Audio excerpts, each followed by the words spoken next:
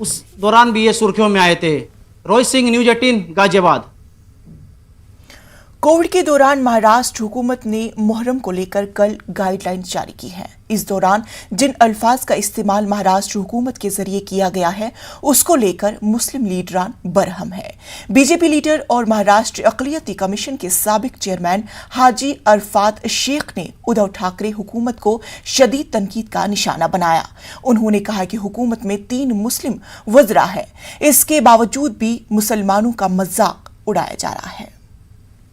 बताते बहुत दुख होता है कि महाराष्ट्र की ये तिगाड़ी सरकार के अंदर खास तौर पर मुसलमान आमदार मंत्री 100% फेलियर है। इन्होंने खुद का भी मजाक बनाया है और हमारे धर्म का भी मजाक बनाया है, हमारे त्योहारों का मजाक बनाया है। 2 रोज पहले एक जीआर आता है, उस जीआर के अंदर लिखा जाता है कत्ल की रात।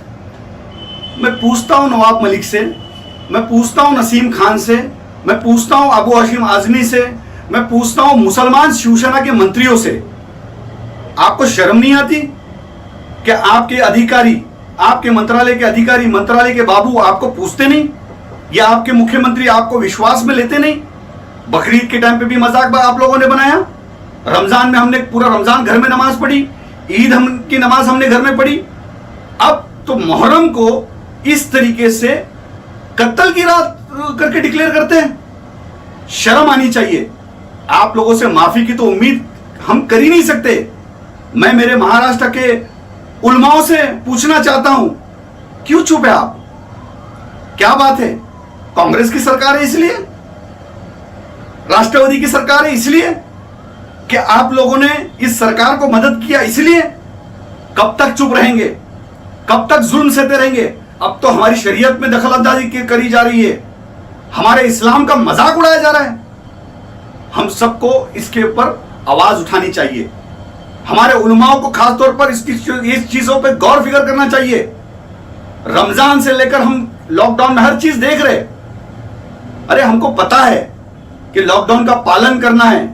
मुसलमान धर्म को अच्छी तरीके से मुसलमानों को पता है कि हमारी ईद की नमाज हमने घर में पढ़ी, बकरीद के अंदर हमने आसानी आराम के साथ घर में बकरा काटने का हर सारी चीजें की, ईद की नमाजें हमने छोड़ दी, ईदगाह में जाना हमने 4-3 सालों से छोड़ दिया। अब तो इस तरीके से हमारे मुहर्रम को, जो शहादत का दिन है, उस दिन के ऊपर आप कत्ल की रात कहते हैं? शर्म आनी चाहिए। और कितना बोलने लगाए गए आप लोग। यही अगर बीजेपी की सरकार में होता तो सारे मुसलमान रास्ते पे उतरते थे। यही बीजेपी की सरकार में अगर होता तो सारे उलमा रास्ते पे उतरते थे। अब क्यों सारे उलमा और सारे मुसलमान चुप है? मैं पूछता हूं सारे मुसलमान भाइयों से